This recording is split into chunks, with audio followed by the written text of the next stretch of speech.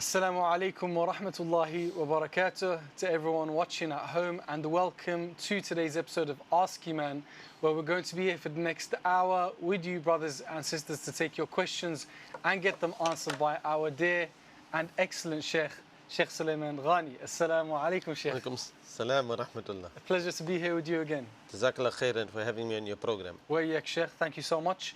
So, brothers and sisters, as usual, you're able to give us a call on 0203 515 0769 to ask your questions and get them answered by our Shaykh today, inshallah. That's over the phone. You also have three other options, which are our WhatsApp number, email address, and we're live on YouTube as well. For everyone who'd like to tune in on YouTube and leave your questions at the comment section, and we'll be able to put them forward to our Shaykh, inshallah. So, Shaykh, as we start every show, I'd like to ask you a short reminder, and then we can get started with some questions from our viewers, inshallah.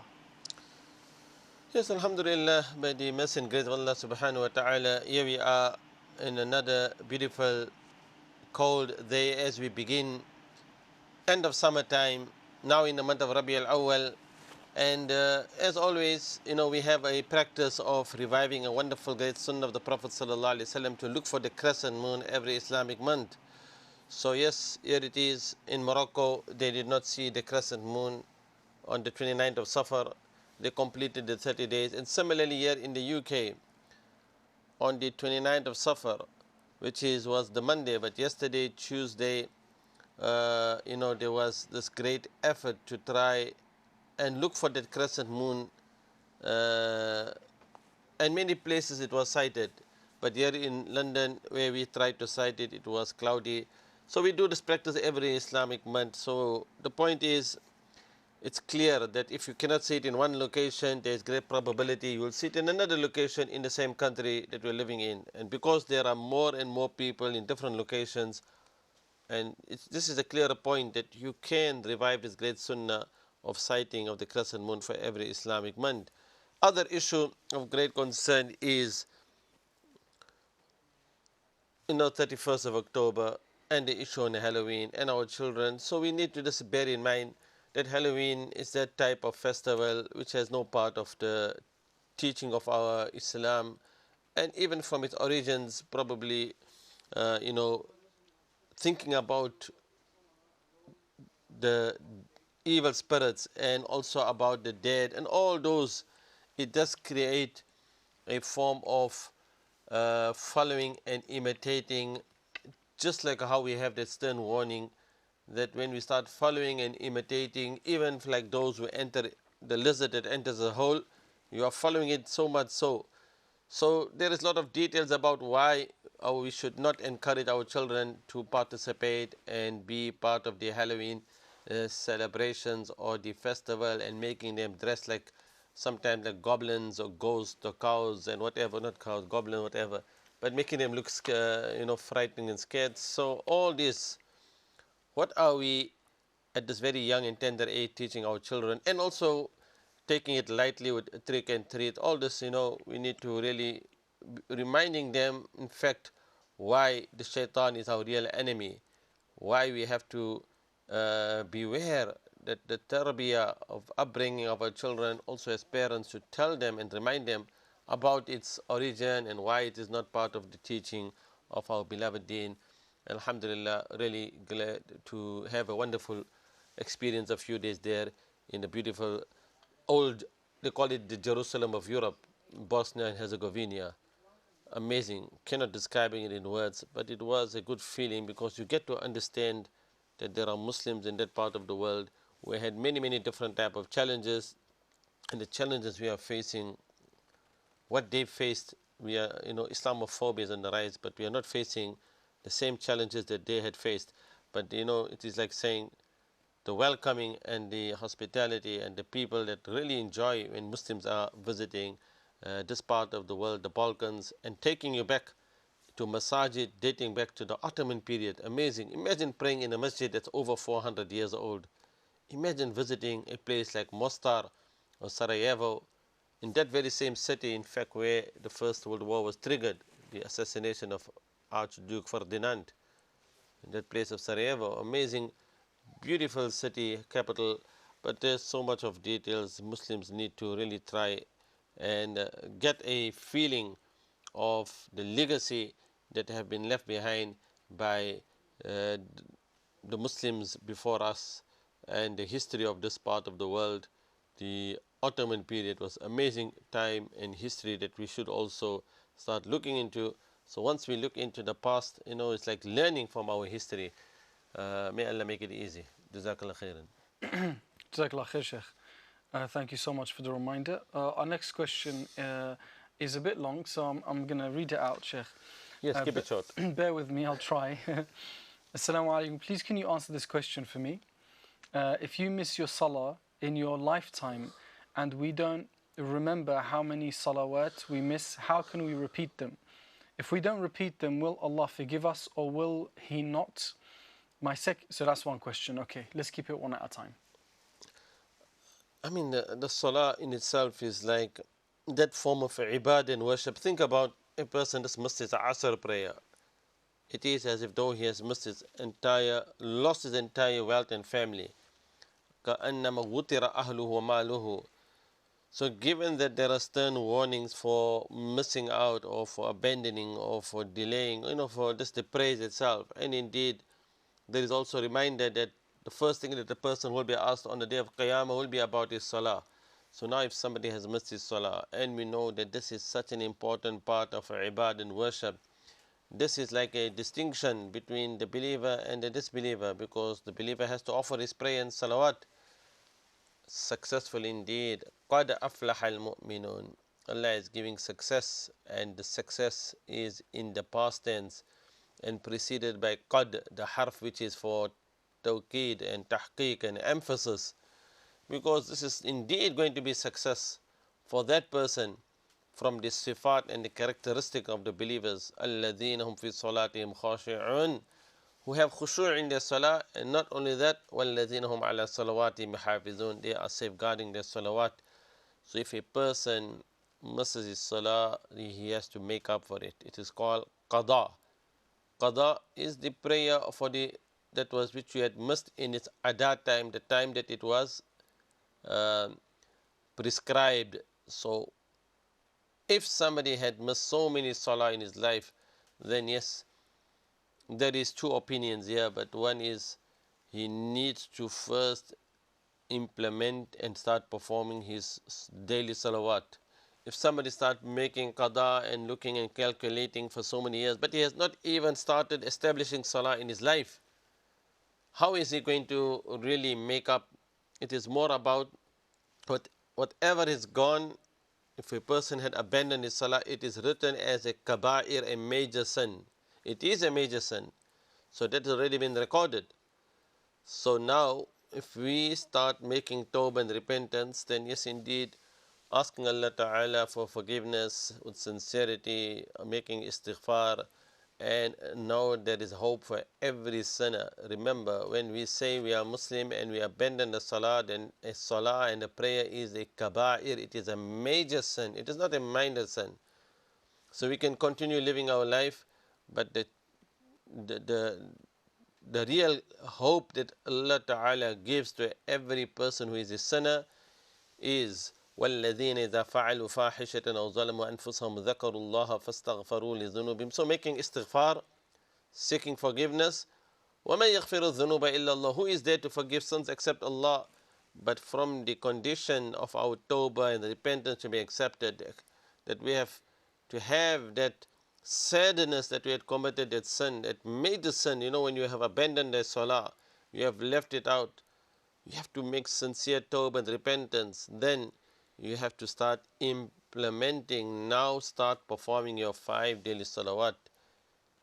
Success for the believer is not just performing salah, 1-2 prayers in a day, or once a week on a Friday, Yawm al-Jum'ah, or in the month of Ramadan, or special nights, or only on the day of Eid. Salah every day since a child reaches the age of maturity. And if you calculate, see how the condition of a people are. There are those who only offer and come for salah on the day of Jum'ah. So we need to bear in mind, yes, there is chance and tawbah. As long as the soul is in the body, we can make istighfar and tawbah, ask Allah Ta'ala for forgiveness. But we have to start performing our salah, and we cannot even allow a day to pass. We don't know what condition we are going to leave the dunya.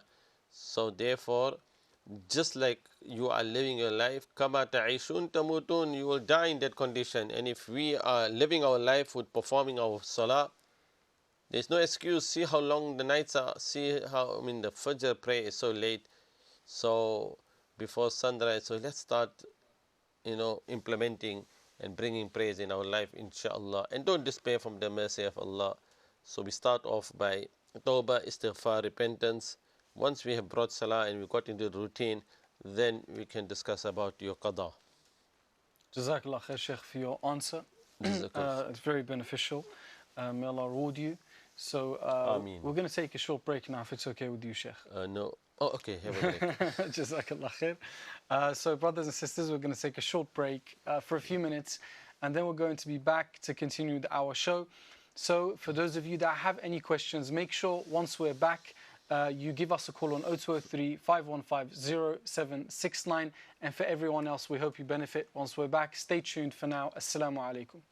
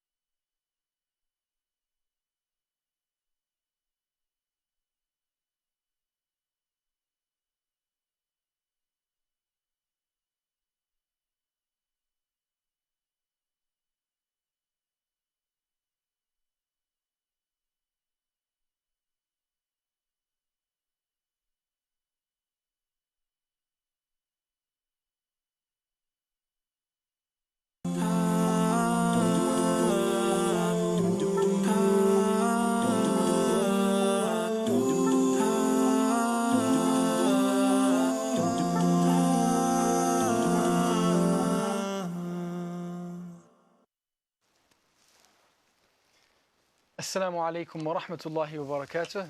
Welcome back to everyone watching at home to today's Ask Eman show with Shaykh Suliman Gani. We're not giving you a break, Shaykh. We need you here answering questions. Yes, there's no coffee, no break. I don't know what type of break we had. No, yeah. Jazakallah khair, Shaykh. So if you'd like to ask a question to our Shaykh, call on 0203 515 0769. The Shaykh is here to answer your questions about anything to do with your life as a Muslim.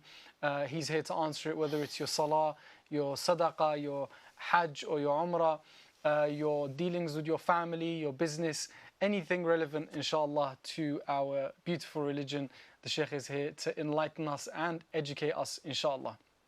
So the number to call us on is 0203 515 0769. Otherwise, you can send your questions to our WhatsApp number, email address, and if you're watching along on YouTube, you can send your questions at the comment section. Right, Shaykh? Yes. Do you go on YouTube at all, Shaykh? Do you ever use it? Not much in YouTube, no. More on Facebook? Sort of. Yeah. Jazakallah khair, Shaykh.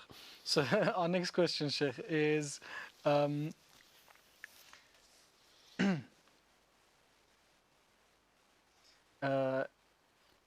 it's about backbiting. We know that backbiting is bad, but people still do it. So how can we save ourselves from backbiting? Yes, one is just saying backbiting is haram and forbidden, prohibition, but one is to know also what is backbiting. Yes, please, Shaykh. But if somebody knows what is the consequence of ghiba, remember, when the Prophet ﷺ was asked which is the most from the actions, أكثر ما يدخل الناس النار, which take them to the fire of fire. Which type of action? أي عمل? He ﷺ said, Al-famu wal-farj. It is the fam, what is like your mouth, what is between your jawbone. Your farj is the private part. It's like saying, من يضمن لي ما بين لحييه ورجليه أضمن له الجنة. In one hadith, the Prophet ﷺ is reported to have said, whomsoever safeguards what is between his private part or what is between his jawbones, I guarantee for him Jannah. Now remember, the tongue is that organ of the human body. It is so small. You know, it's like the saying, جرمه, what is it? صغير. It is so small in size. Maybe the size is small, but the jarh, maybe the harm and devastation it can cause is kabir. It is huge. When a person makes ghiba and he backbites, أَيُحِبُّ أَحَدُكُمْ أَن يَأْكُلَ لَحْمَ أَخِيهِ مَيْتًا فَكَرِهْتُمُهُ. Does any one of you love that he eats the flesh of his dead brother? You would dislike it. So backbiting, ghiba, if you know how serious, what is the punishment, what is the consequence, what is every day the other parts of the body is seeking protection in Allah from the tongue. Because the tongue is so dangerous. It's like saying, whatever you utter, مَا يَلْفِظُ مِنْ قَوْلٍ إِلَّا لَدَيْهِ رَقِيبٌ عَتِيدٌ. Whatever you utter and say, there is an angel recording it.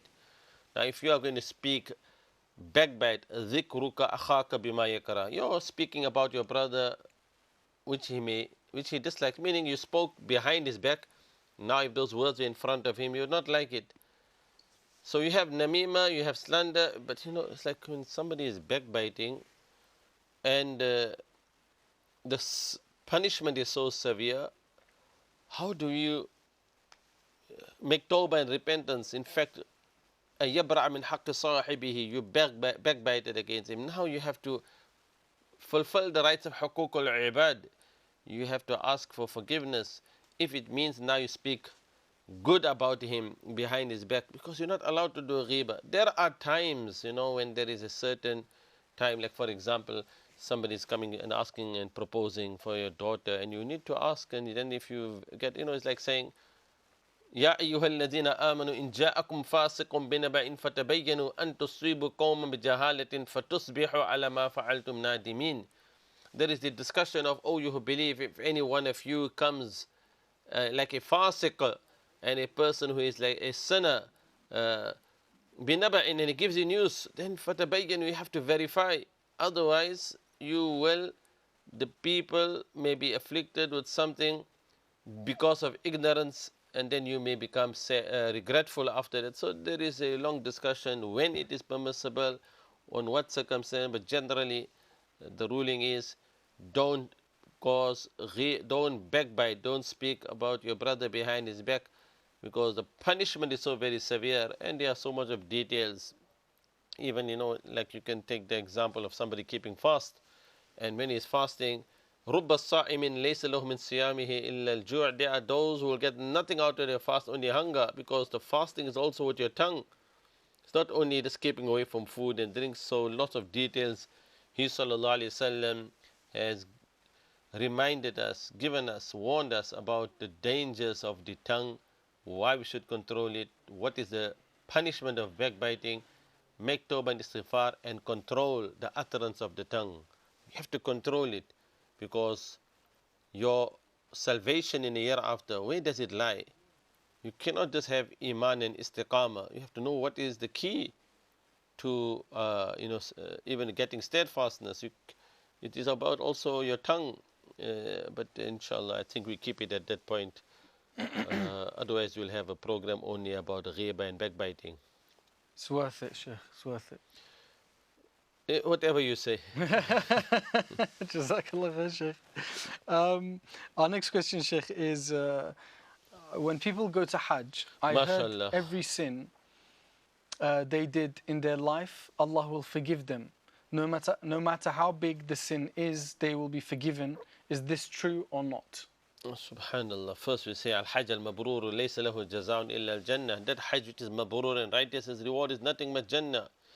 If there is so much of virtue and reward, because this is a very special form of ibadah. Man hajja falam yarfuth walam yafsuqa raja'a ka yawmin waladatu ummu. Whomsoever performs the Hajj, he didn't do any fusuk and sinning, and he will return like the day his mother had given birth to him. So the reward is so great. The jaza and the reward of performing the Hajj. So a person, when his Hajj is accepted, free from any blemish of sin. So yes, that is the reward for performing the Hajj. But it doesn't mean that, a person, it's like saying you performed the Hajj, but what guarantee do you have that our Hajj even was accepted? We have to make dua, but we have to really think that it doesn't mean that whatever you have committed before, because we don't even know. We have to pray that Allah accept the Hajj, even in the way we perform our Hajj, and the mistakes that we made and the shortcomings. That is another issue. رَبَّنَا تَقَبَّلْ مِنَّا إِنَّكَ أَنْتَ السَّمِيعُ الْعَلِيمُ. We pray and make dua that Allah Ta'ala give tawfiq for those who have not performed the Hajj right now to start preparation, because we are in the month of Rabi'ul Awwal. Time is passing by. Very soon the months will go by, and yes, the days of Hajj, when it sets upon, the question will be, you want your sins to be forgiven. We all are striving for Jannah. So when that Hajj is fard upon you, we cannot even delay. Most important, looking what lies ahead. If you have not performed the Hajj, and we know we all are so sinful, wonderful opportunity to do this form of ibadah. It is where you are physically have to really, you get exhausted, and you know how great is that reward. That is why you have that willpower, because we all are striving for Jannah. May Allah Ta'ala accept. Jazakallah khair, Shaykh. And may Allah grant us Jannah. Ameen. Next question, Shaykh, is I have got a TV at home. Children sometimes watch movies on the TV. Will Allah forgive me? Will Allah give me the punishment from that? Same thing about the internet. At the end of it is how you use. Right now you are using your TV and you have your screen and you're watching beautiful Ibrahim Tubi and you enjoying his program, mashallah. So you are taking benefit from this television and the screen. So if you are using it and you are able to monitor and supervise to your children and to make sure they are not, it's just like the internet. You have a mobile phone, you have all of the pornographic material. The children have access to many sites on their internet, the World Wide Web. And if they start surfing and searching, and these things are really the challenges that we face also is, how do we with these new gadgets and advancement of the technology and the instant access to that type, it takes you in the world of fantasy and the dream world. So it's a really, really important that we also have to include this in our discussion, because this is why there are many of our youngsters and teenagers out there. They have made so many friends online. They're only more worried about the likes and worried about whether somebody has read their messages. And this is another taking a person on another journey. So yes, the television, the mobile, the gadgets that we have, it is how do we use and take benefit from it, or if we don't know and if there is no supervision, then it's very easy, especially at the prime of our age, our children, they are being sexualized, they are being bombarded with so much of messages, and at times it is really, in fact, now it's causing, we speak about mental illness and mental well-being, all these issues on anxiety and depression and many, many other challenges that our youth and children are facing. Yes, indeed. Let's go for a coffee break. Jazakallah khair, Shaykh. Let's go for a short break. So for everyone watching at home, we're going to take a quick break for a few seconds and then be back. Please stay tuned. Assalamu alaikum. Second.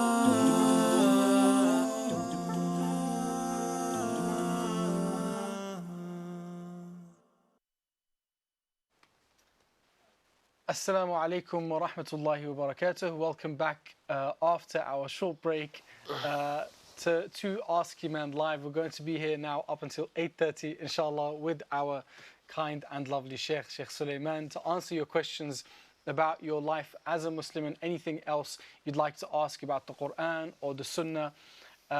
Shaykh is here to answer your questions authentically according to the Quran and Sunnah, inshallah. So, brothers and sisters, if you have any questions, give us a call on 0203 515 0769 or send us your message on our WhatsApp number, email address, and if you're watching along on YouTube, then you're able to leave your question at the comment section, inshallah.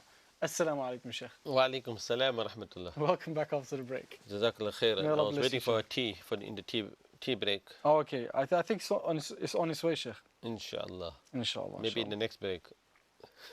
Jazakallah khair, Shaykh. So our next question, Shaykh, is Assalamu alaikum.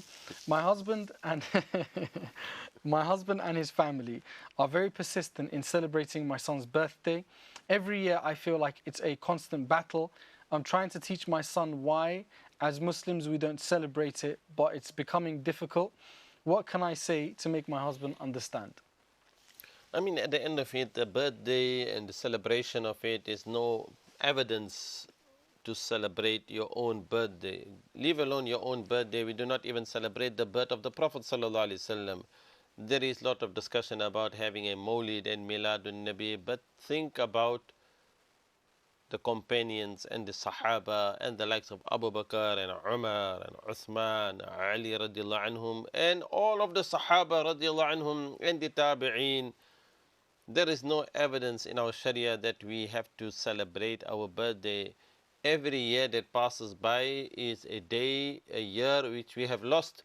It is more about reflection, like when we enter into the new year. You know, we don't look at and said, it's like saying, we say, Kulla am antum bi khair, you know, like Happy New Year. What is there to be happy? Is this, is this another day that's passing by? It is not like something that was so happy, because whatever is gone is already recorded. It is more about looking and taking lessons from the years that have gone by. Time is passing by.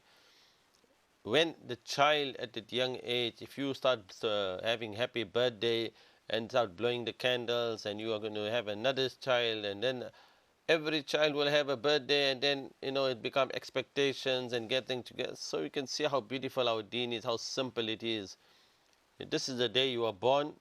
Yes, indeed, another year has gone by. Continue your life. There's nothing to have a celebration about. So yes, indeed, we don't do and have birthday celebrations. Jazakallah khair, Shaykh. Our next question is from Brother Abdullah from London. He asks if it is advisable that one changes career paths in solely learning the deen instead of going to uni. I just finished sixth form, and I feel Islam is literally the only thing I enjoy in life, and would love to become a hafiz and teach, inshallah. Is this the way forward, or is shaitan doubting me? I mean, shaitan is not doubting you. Shaitan, he is the enemy. So, inna shaitan lakum aduun fattakhidhuhu aduwa. Indeed, the shaitan, he is the enemy, so treat him as an enemy. But at the end of it, we have to think that all the different disciplines and the sciences and the knowledge, all that is so important, because we are living in this dunya. When a person, he is, look at the scholars in the past, they had knowledge, they were the physicians. When it comes to the surgeons and the doctors and the physicians and the psychotherapists, or whether it is the astronomy, all these, because the Muslim need this type of knowledge when we are living, and we know when that person who is an alim and a great scholar, and he can be the biggest and greatest scholar and the wali, but when he becomes ill, where does he go to? He goes to somebody who is a doctor. So Allah Ta'ala has spread out this great ni'mah. It's like looking at what you yourself have, the desire and the passion. Khayrun nas may yanfa'un nas. There could be somebody, he hasn't and could not study the deen. There could be somebody who could not even acquire or become a certain profession, but he had other skills. Probably he was contributing, or if he was an architect, or maybe he had uh, was probably somebody who was physically very fit and he was able to do some great work. Whatever a person Allah Ta'ala gives him, he uses his ni'mah and blessings and can still make a wonderful contribution. You cannot expect every person to become an alim, a scholar, an imam. But when a person has that desire and he has that burning and yearning to learn the deen, then yes, there is the hadith of Rasulullah sallallahu alaihi wasallam. من سلك طريقا يلتمس فيه علما سهل الله له به طريقا إلى الجنة. Whoever sets upon a path, treads upon a path seeking knowledge, Allah Ta'ala makes his way into Jannah very easy. Angels even spread their wings for the talib al-ilm, for those who are going out to seek the knowledge. So there is so much of virtue and, merits and reward only for going out to seek the knowledge. And yes, indeed, the knowledge of the deen, and when a person, Allah gives him the tawfiq and strength and ability, yes, all those even who are from the all other different, whether they are the profession, they will always need to consult and learn from that alim, because now when you see about the superiority of the alim over the non-alim, kafadli ala adnakum, just think about even the status of the Prophet ﷺ, and think about the companions, and think about the whole knowledge of deen and ilm and Quran and hadith and sunnah. Yes, indeed, this is a knowledge which a person, if he has a ilm, and ilm nurun, that knowledge which is light. But we cannot discredit any of the other sciences and discipline, but we just say, yes, this is something very, very special. Al-ulama warathatul anbiya, because the ulama and the scholars are the heirs of the anbiya and the prophets. إنما يخشى الله من عباد العلماء, those who fear Allah from his servants are the ulama.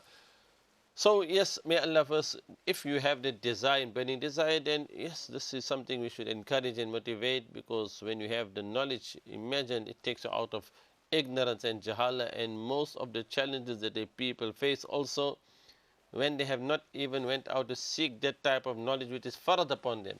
Talab al-ilm, when you say knowledge is farad upon you to seek, then just like how if you have knowledge of the salah and the prayers, because you have to offer it every day. When a person gets married, he has to know all the rules pertaining and masail pertaining and ahkam and rulings to marriage and divorce. So this is it. Everybody has to seek knowledge. Doesn't stop you for learning the other different types of sciences and knowledge and branches of knowledge. Jazakallah khair, Shaykh. Thank you so much Most welcome. for your answer.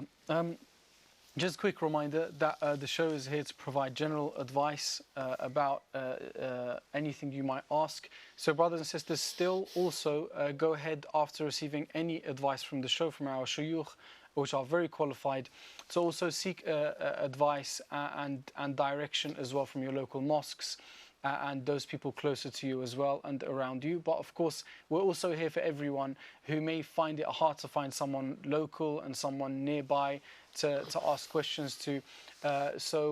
Just take that reminder so you're able to collect the best advice possible that suits you, inshallah. This is also when it comes to any medical advice and things like this. So just be cautious to remember that we're here for general advice, and also go back and seek any medical advice from doctors as well and things like that, inshallah. Correct, Shaykh? Don't ask me, ask Eman.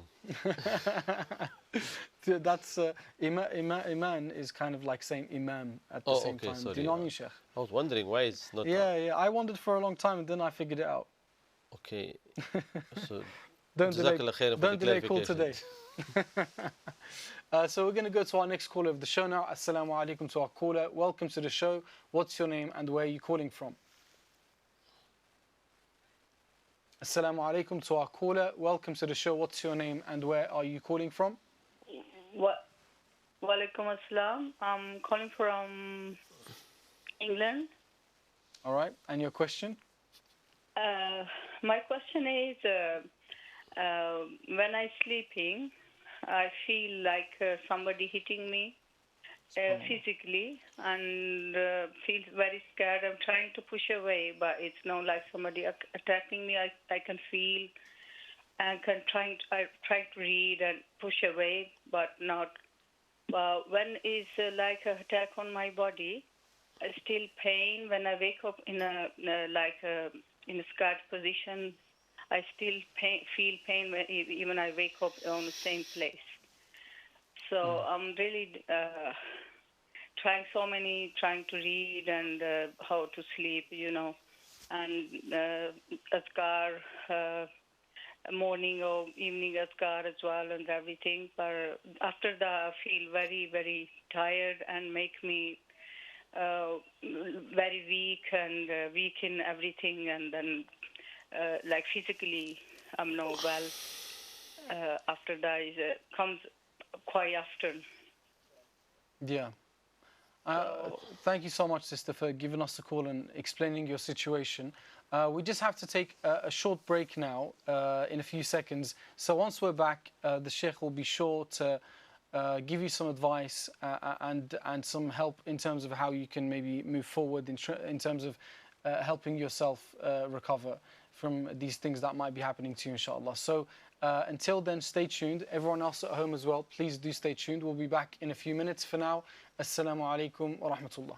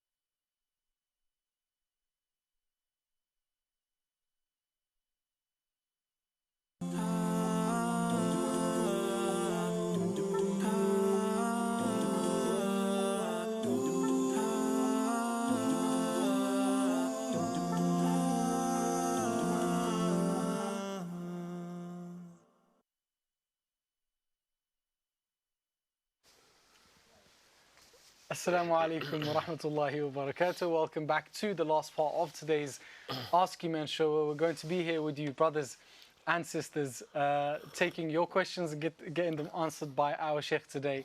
Inshallah, he's enjoying his lovely tea right now. MashaAllah, finally. MashaAllah, it's finally arrived. So brothers and sisters, if you'd like to give us a call, you'll find the number coming and going at the bottom left side of your screen. Also, if you'd like to leave your question at the YouTube live stream and you're watching along on YouTube, then leave the question at the comment section. And you're also able to send your questions to our WhatsApp number and email address, inshallah. Assalamu alaikum, Shaykh. Welcome back after the break. Wa alaikum assalam wa rahmatullah. Jazakallah khair. So, Shaykh, the sister called before the break explaining that she's having difficulties at night, difficulties sleeping, difficulties with what's happening with her, feeling as though she's being attacked at night. She's also feeling very tired in the morning, she explained, and these type of things that are happening. So she feels like she's in a bit of a difficult situation. She'd like some advice, some help. So is there anything we can share with her, Shaykh? I mean, there are a lot of things we cannot just give straightforward answers, but there are a lot of things what may need to do and some precautions, because one is, it will be good to make wudu before sleeping. It's like, having the angel in protection with you if you are in the state of wudu. And also remember, you have to seek the protection of Allah, because وَإِمَّا يَنزَغَنَّكَ مِنَ الشَّيْطَانِ نَزْغٌ فَاسْتَعِذْ بِاللَّهِ. When shaitan wants to turn you away, then you have to seek protection in Allah. So, there may be certain things in our life that we may be lacking. We have to ask ourselves, do we perform our prayers? Do we make certain du'as? Like when you're visiting the toilet, do you say the du'a, Allahumma inni a'udhu bika min al-khubuthi wal-khaba'ith? Do you, and when you leave your home, are you in that condition where you having your head covered? Because sometimes a person and somebody can be infected and impacted because somebody maybe has abandoned very important teaching and guidelines of the Sunnah, because we are looking for remedies, but we are not looking at what are the reasons why many a times we face such type of challenges. So there are causes that, or it's like saying we do certain actions and it brings certain type of problems in our life. Now we cannot categorically state that this is something related to black magic and sihr. This you may need somebody to, again, who is like a practitioner, somebody who has a deeper understanding of how to perform the ruqya, incantation. So you yourself have to first take those measures and precautions, and we don't know, we have to ask ourselves, are we performing our salah, ibadah, du'as, protection, all those issues that need to be addressed. So for now, turn to Allah Ta'ala and pray and make dua and read Surah Baqarah in your home. Read the entire surah and see how conditions, inshallah, will improve, after a few days. And if it's not changing, then please do contact Ibrahim Al-Itobi, Jazakallah khair, Shaykh. our host. Or you can find Shaykh Suliman Gani on Facebook. Inshallah. Jazakallah khair. Jazakallah khair. May Allah make it easy. May Allah make it easy. Our next question, Shaykh, is what is the ruling about kids going trick or treating during Halloween? And what's Halloween, Shaykh? You asking me what Halloween? Yes, Shaykh. Okay. I mean, Halloween, as you come every year, 31st of October, and today is 30th of October. You're right. Good question. Because something that goes back to the Celtic from the north and how it was introduced and the history behind it of the evil spirits or the dead or coming alive and bringing harm to those who do certain type of things. So you find that there is some historic background significance for those who believe in the evil of the dead or in the spirits coming alive. So wearing those Halloweens and those masks and behaving and disguising oneself as if though you are protecting yourself, even those pumpkins and the lanterns in there, all this place there. What is this Halloween? It is nothing to do with our deen and our teaching. We don't have a type of celebration, and therefore even you will find that there are certain actions which have been brought. In fact, the 13th of May was an All Saints Day for the Christians, for the churches, which was brought to the 1st of November. So the evening, like the 31st of October, was actually called the was it Hallows Eve, and that is where the name was brought into Halloween, but it was actually Hallows Eve. So the issue is from something that is maybe All Saints Day, the day moved to the 1st of November, and trying to address this issue. But you see, from All Hallows Eve, it became Halloween, and many things which are brought into this type of trick and treat from America, and now it is all commercialized, and it is something which has no connection even with the teaching of Christianity. Forget about Islam. So Samhain and the god of the evil and the spirits and all that, that is the origin of it. So no connection with the church, also no connection with our Deen al-Islam. So therefore, now this trick and treat and thinking that our children are just having innocent fun, entertainment, this is really tashabbu and imitating and encouraging them to really believe in some manifestation of the evil spells and magic and the souls and the evil. All that should be totally avoided. This is our deen, and we have to protect our children. How can you also allow them to go knocking at the door, and if you don't give me like a trick, and then the treat, if there's no treat, then something, a trick is played on you.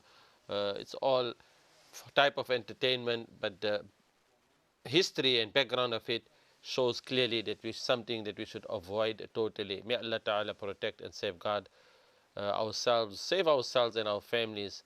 It's our duty to protect them from the fire of hell. Ameen. Jazakallah khairan. Thank you, Shaykh. So, what do you say then, Shaykh? Then when if people just say this is just a bit of fun, this is just kids having fun.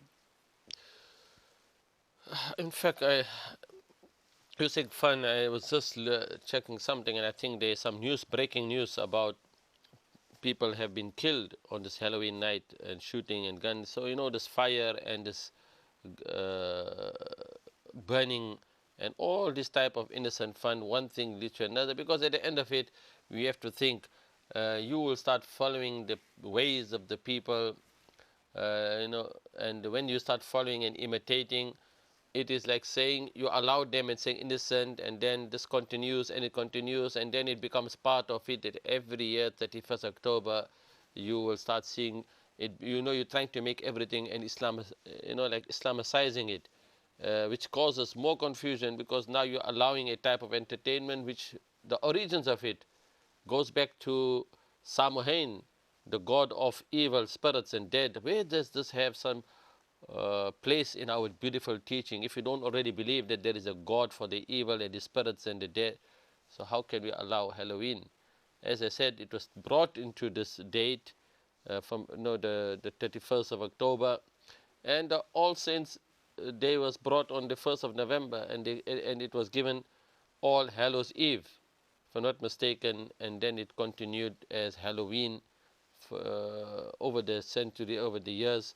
What we say is something that we need to and remind our children, even though we think it's innocent entertainment and fun, but it can have negative implications as part of the upbringing and tarbiyah, looking at the future. Jazakallah khair, Shaykh. Thank you so much. Exactly.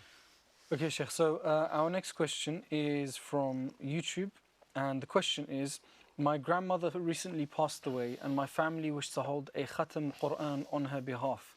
Is this permissible, or is it a bid'ah? If not permissible, should I attend? I appreciate your advice. Jazakallah khair. The recitation of the Quran and having a Khatm al-Quran, that in itself is really amazing and great action.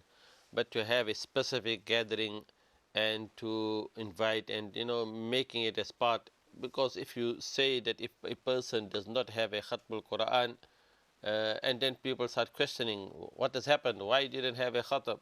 then you have made it part of the deen, and then it becomes, as you are treating it as it is part of a deen, which is not even part. If nobody had done a Khatm al-Quran came together, they're not going to be asking question about it. So on that basis of what is the definition of a bid'ah, is that when you are practicing upon something, and then if, for example, if you did not do it at when somebody passed away and there was no Khatm al-Quran, and then you start asking, they didn't even have a Khatm al-Quran, so then you are then it's like a bid'ah, because you have innovated and brought something which is not even part of the deen in that sense. But yes, recitation of the Quran, coming together, if it is there and you want to attend, it is permissible, but you just need to understand what is your niyyah and intention, inshallah. And may Allah Ta'ala grant the grandmother maghfirah. And yes, do read Quran for her, but it doesn't have to be in the form of a Khatm al-Quran. It can be done at any place, any time. You yourself could be reading and praying for her and making dua. Thank you so much, Sheikh. Jazakallah khair. That brings us to the end of our show. Thank you so much. I'd like to thank you, Sheikh. May Allah bless you. We look forward and hope to see you again very soon. Jazakallah khair. Jazakallah Now khair. I can have my tea. That brings us to the end of our show. Thank you so much to everyone who's tuned in. Until tomorrow at the same time. Assalamu alaikum.